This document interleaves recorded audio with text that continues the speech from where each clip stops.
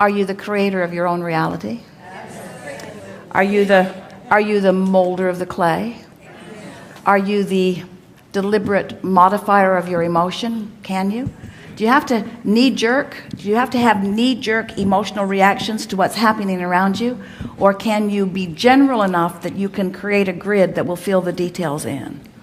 And can you feel the difference between observing things happen and responding to them, and starting in a more general place and feeling them into being, and then having the exhilarating feeling of recognizing the grid as it fills in? Many people have been asking for a return to a feeling of worthiness. And we think that worthiness and pride and satisfaction are all equal vibrations, because when you start deliberately focusing with the singular intent of maintaining a grid that feels good to you, and then and it's no small effort, friends, because there's a lot to observe that may take you somewhere else.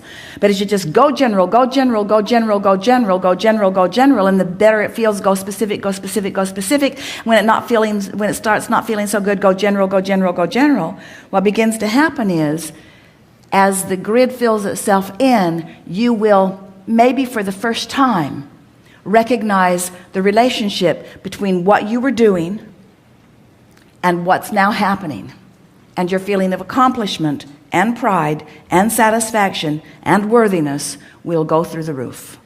Because when things happen and you don't recognize the correlation, then you think someone outside of you is blessing you with it, which makes you then figure that you got to figure out what you did that pleased them, you say.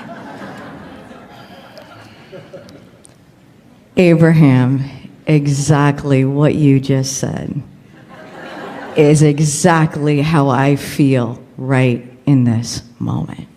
Good. I have felt this. I have seen this. I have actually in the last several days dreamt that I would be sitting here looking into your eyes the way I am right now. And dreams are creations too, aren't they? Yes. So you created it in dream, and now you've created it in more substantial consciousness. Yes. Absolutely. And first and foremost, what I want to share with you, I feel like the collective, the stream that all of us are connected to is something that has been a part of my life for many years. I look back on journals because one of my means of creative expression, in addition to speaking and creating music, is journaling and writing. And I look back into journals as a child, as a young adult. And I remember the first time I visited your website where I saw, "You are loved, all is well." Those exact words I had written in journals many, many, many years throughout my life. And it's really interesting, since I really merged with this path and this powerful vibration of allowing, this word has actually evolved into an empire, if you will, for me personally, professionally, in a way that my life is transformed in ways that before I could never have even imagined. And one of the things that I guess I'd like to share. Well, we want to hear, but we want to talk about what you just said, because it ties into what we were just talking about earlier. That of course you couldn't imagine it then because it hadn't evolved to the point that it's evolved. But yes, you had to be imagining something enough on the path to keep it unfolding, you see. Yes. And so journals are wonderful to look back in for confirmation that you were on the track, but don't look too far back. All of your power is here. Yes, yes. And this particular journey, and it's so interesting because, of course, you know, we're data-seeking beings, and we're deep-thinking beings, and we want to look at quantum physics and all of these things. But the coolest thing in the world is giving birth to an idea, and then just relaxing into this flow of enjoying the journey. All right, so we have a question for you. So you're reaching for an emotion, and you're reaching for that love and that feeling that all is well. And you've managed to accomplish it, and you've been doing it for a while, so you've got this grid going. And now the grid fills in with an idea.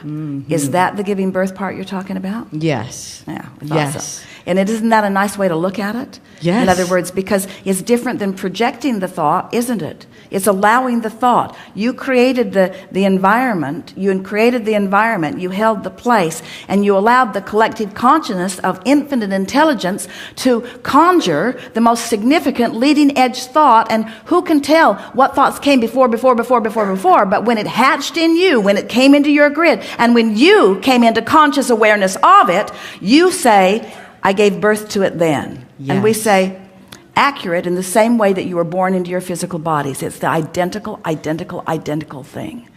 When you're born, it's just somebody's grid filling in.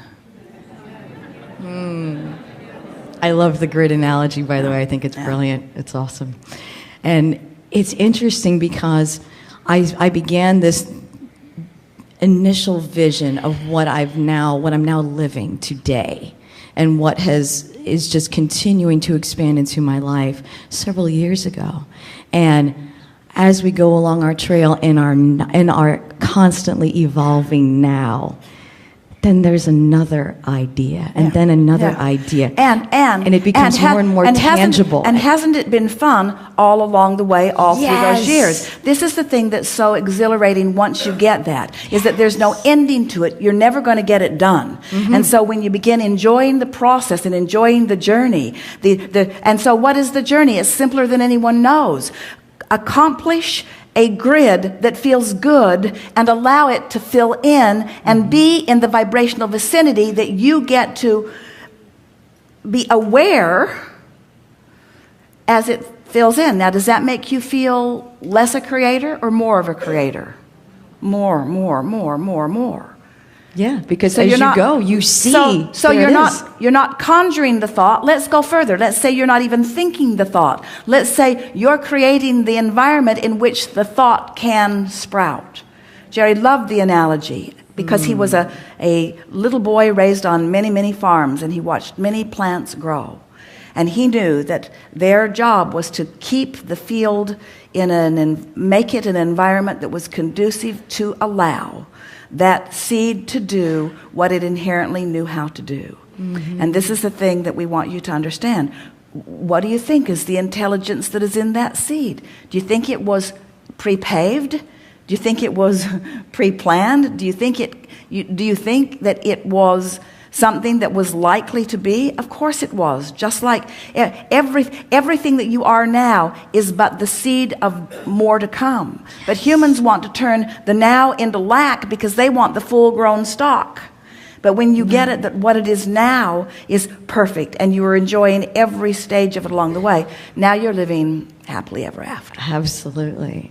And it's interesting. I understand what you and Esther have talked about before, that when something has been a vision that you've aligned with so vividly manifests, and it's right there in front of you, it's No satisfaction it's greater. just that, yes, it's that next logical step. It's just very natural. What I find when I have those peak moments is looking back in appreciation. Then it's like there's this even higher level of, because that just keeps it going. Anything that you focus on in appreciation just holds you in that vibrational allowing vantage point. Vantage point meaning I'm going to be able to translate it through my eyes and ears and nose and mouth and so forth. In other words, vantage point meaning it's going to become a reality that expresses itself beyond the emotional basis that I so easily accomplished once you get the hang of it. So it really, truly, even though I will say I was certainly, like anyone else in this room,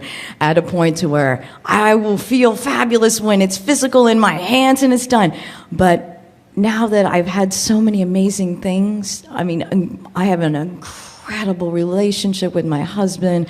I mean, just incredible gifts, opportunities, wow kind of things that have showed up in my life.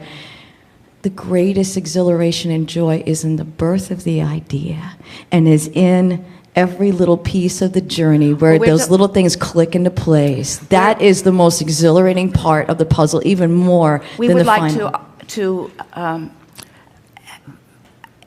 emphasize a different, just very small tweaking, and instead of calling it the birth of an idea, first call it the recognition. My conscious recognition, because it was birthed long ago. My conscious recognition of the idea in its current evolved state. Yes. Because that way, you're going to keep nurturing that baby along the way and taking pleasure as it continues to become. Very good. Awesome. Yes, it is.